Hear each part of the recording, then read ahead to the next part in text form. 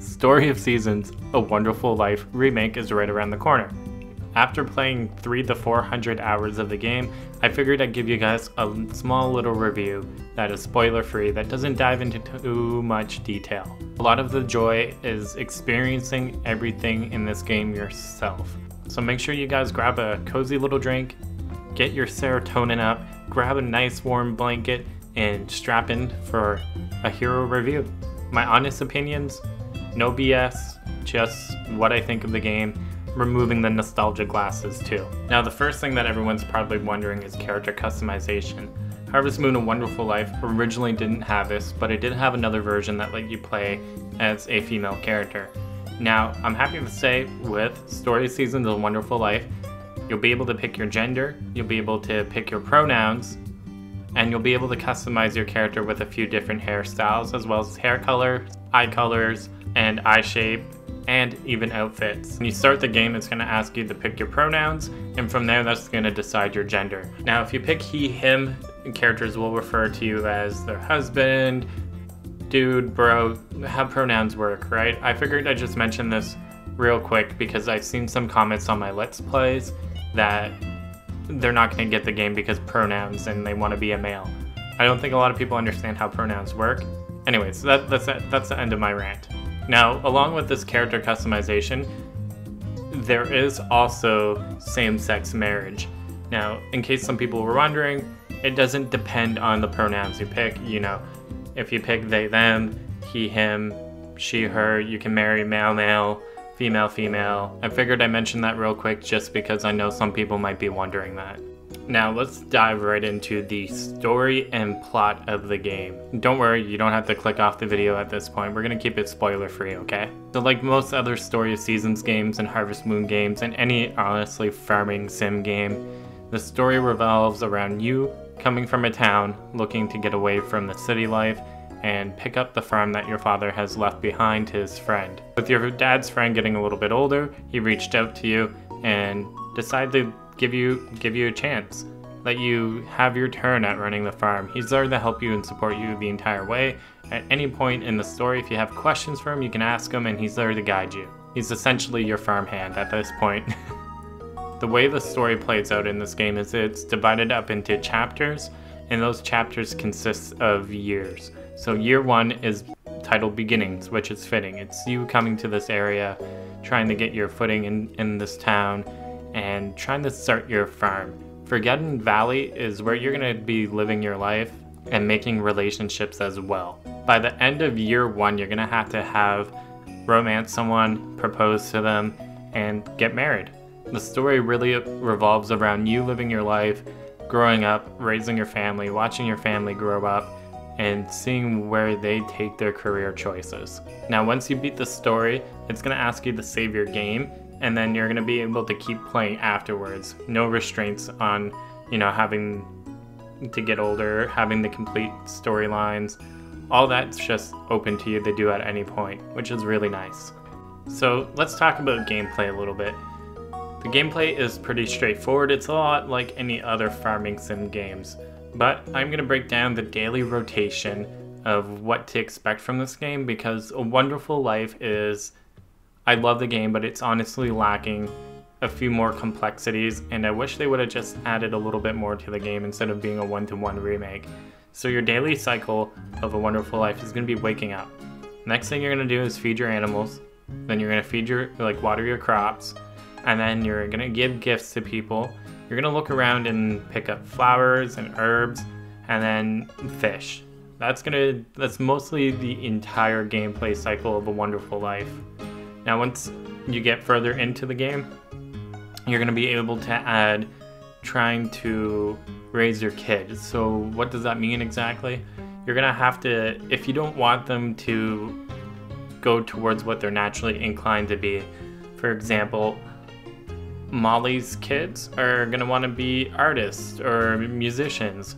And if you want them to be a farmer or a rancher, you're going to have to show them farmer or rancher related things. So that's one thing you can add into your gameplay cycle. Once in a while, you'll come across some mini games that you can do, but personally I found activating them to be kind of hard outside of maybe 1 or 2 of them. Now, when you think about this gameplay loop, each day lasts roughly 22 minutes, 20 minutes, sometimes even longer if you get cutscenes or little dialogues with other characters.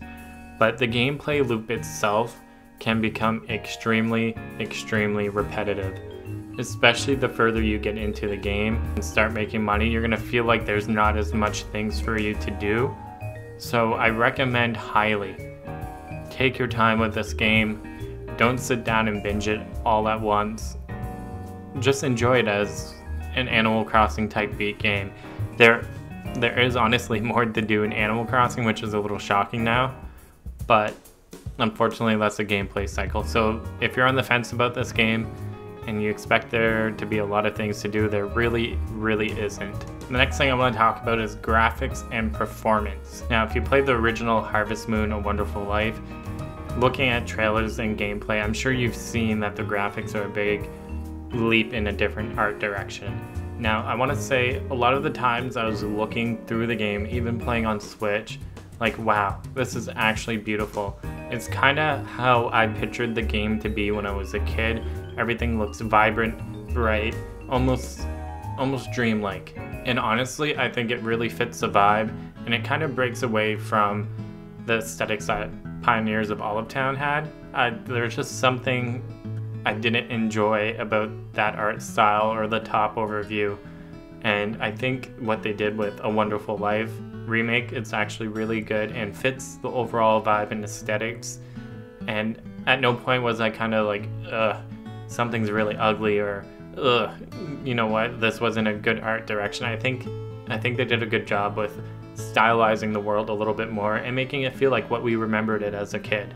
So in terms of performance, I did run into a few issues on Switch. Now mind you, I don't have a day 1 patch yet, and that might be it, but there was only a few spots where I had issues, and it was near the waterfall, near the excavation site. For whatever reason, the waterfall,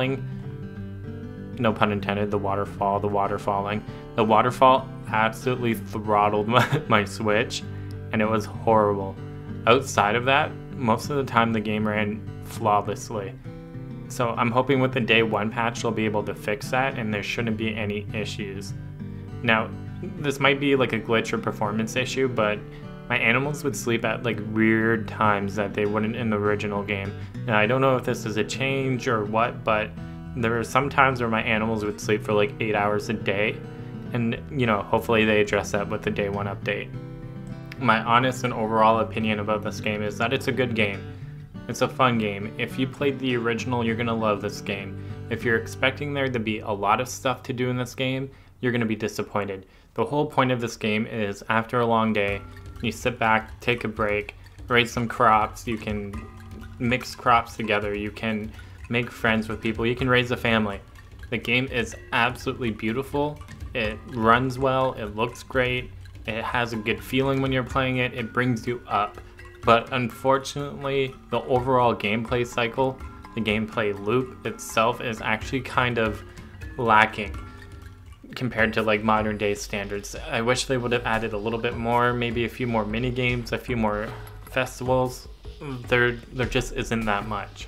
Now, if I were to give this game an honest rating, I think it would have to probably be a 7, and that's removing my nostalgia goggles, because in my head it's a 10, but objectively it's probably sitting at a 7.